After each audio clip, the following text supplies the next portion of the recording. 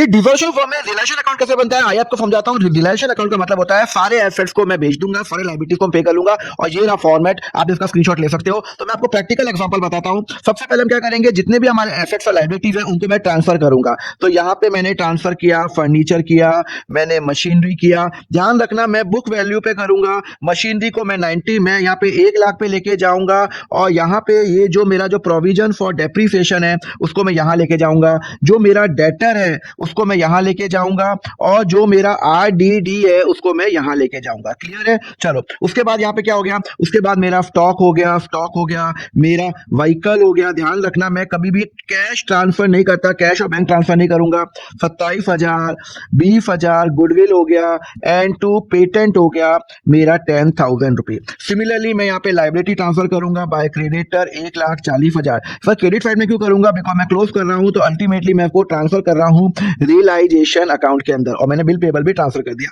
ये ट्रांसफर नहीं करता, ये कैपिटल अकाउंट में जाएगा, और मैंने सिर्फ कैश ट्रांसफर नहीं किया और रिजर्व ट्रांसफर नहीं किया। अब मैं क्या करूंगा, क्वेश्चन पढ़ता हूं। एसेट रियलाइज बाय, सपोज करो कैश में रियलाइज हुआ, डेटर 45,000 हो गया, मशीनरी 40,000, फर्नीचर की वैल्यू 0 है, और स्टॉक का 10% अबाव मतलब 1,10,000, 1,10,000। क्लियर है?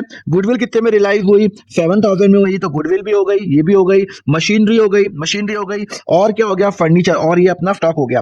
अब क्या लिखा हुआ है, क्रेडिटर को मैंने कितना पे किया, तो क्रेडिटर को मैंने पे किया 90,000 रुपए, मैंने कैश पे किया। अच्छा, अनरिकॉर्डेड लायबिलिटी को कितना पे किया, मैंने पे किया यहाँ पे, जो भी मैं अब जो पेमेंट करूंगा वो यहाँ पे आएगा, और जो भी मैंने रियलाइजेशन अकाउंट के अंदर पेमेंट किया, जो मेरा खर्चा है वो भी यहाँ पे आएगा। अब यहाँ पे मेरा ये बिका। अब देखो, अब क्वेश्चन देखो साइलेंट है।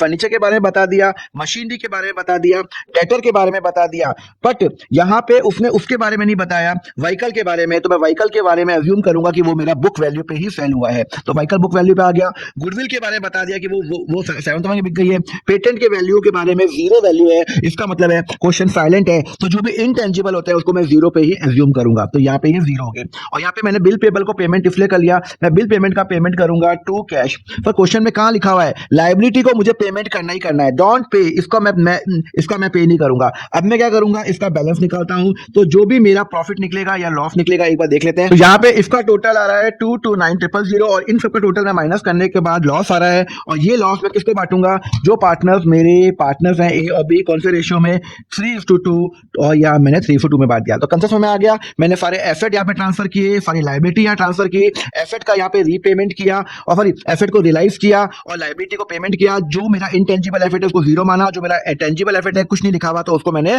बुक वैल्यू पे सेल किया। ठीक है, चलो नेक्स्ट लेक्चर में नया पॉइंट करेंगे, उसके लिए फॉलो करो अकाउंट फंडा।